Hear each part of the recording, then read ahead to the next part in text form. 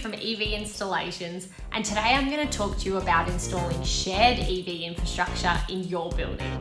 Let's get started. Installing an EV charging station in a shared car space is a great first step in implementing EV charging in your building. It gives residents who have an electric vehicle access to charging facilities without having to invest in the backbone infrastructure straight away.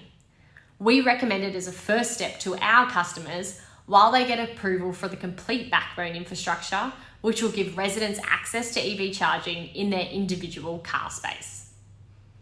So what does shared EV charging look like? The most common approach that we see strata buildings take is to change one or more of their visitors' car parking spaces into dedicated EV charging bays. If they don't have any visitors' car parking spaces, then a wash bay is also a good alternative. There are some things to consider though when installing an EV charging station in a shared setting. The first thing to consider is whether you will install a single phase or a 3-phase charger. So the difference between the two is essentially how quickly they charge an electric vehicle. A single phase charger will charge at approximately 40 to 50 kilometers of range per hour of charging, whereas a 3-phase charger would charge at around 120 kilometers of range per hour of charging. That could mean a full charge could take 4 hours versus 10 hours. Now in a shared setting, this is important as the faster the charge, the more residents that can charge in a day at any given charging station. That is why we recommend installing 3-phase chargers in a shared setting. There are some things to note though. 3-phase charging stations are slightly more expensive than single-phase charging stations. They also draw more power, so you would need to consult with us first to make sure that you have enough power on your main switchboard to support 3-phase charging. The second thing to consider is how you will manage residents booking the charging bay. We recommend at the start just seeing how many residents are using the chargers and whether or not a booking system is actually required. If it is, then you could look at utilising your current building management system, or you could look into getting a scheduling app that residents can book through. The third thing to consider is whether or not you will set time limits to the EV charging bays. So if you find that residents are leaving their car in the shared charging bay for longer than it takes to charge their car, then you may consider implementing time limits. Now the billing software will allow you to do this by charging residents what we call an idle fee.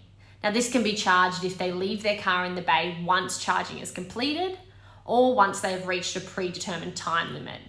Again, we recommend having no charging limits at the start and then seeing if it's something that needs to be implemented down the track. The fourth thing you'll need to consider is how to collect payment for charging. So you will require a billing software to manage the payments. How it works is really simple. Residents and visitors will download the app for the billing software when they first charge. They'll set up an account and then they'll link their credit card. They will then be billed directly for their usage, and this amount will be reimbursed to the owner's corporation. Billing software is a subscription service and it will cost the owner's corporation around $250 per year. Now, the final thing that you'll need to consider is what rate you will charge residents and visitors for using the shared chargers. So this is generally a cents per kilowatt rate.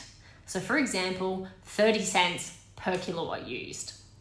Now, because the chargers are connected to the building's power, the electricity rate being charged to the owner's corporation is at wholesale rates. Now, wholesale rates are significantly lower than retail rates, which is what the residents would be paying in their own apartment.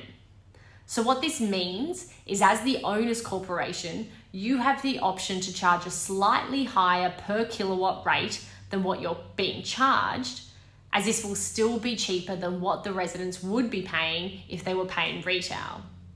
So the residents and the visitors are still saving when they're charging, but you're also able to recoup some of the costs of the infrastructure.